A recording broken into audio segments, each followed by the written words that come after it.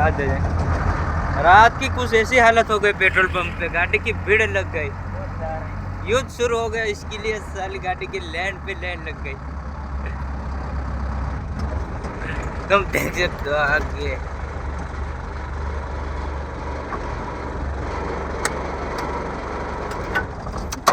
हलवाया धीरू भाई अंबानी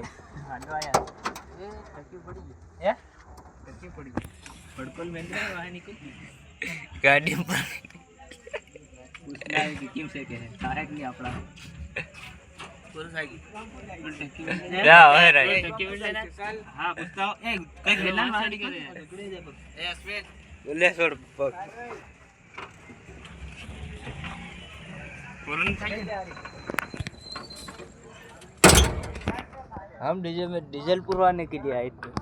चला डीजल ही नहीं मिला हमारे को, डीजे में डीजल पुराते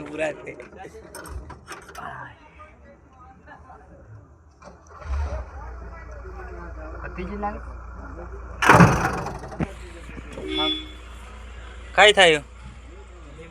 खत्म हो गिलो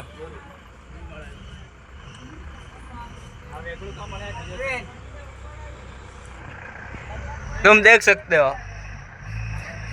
बस ऐसी हालत हो गई है। ए पेला भाई ने फोन कर दे।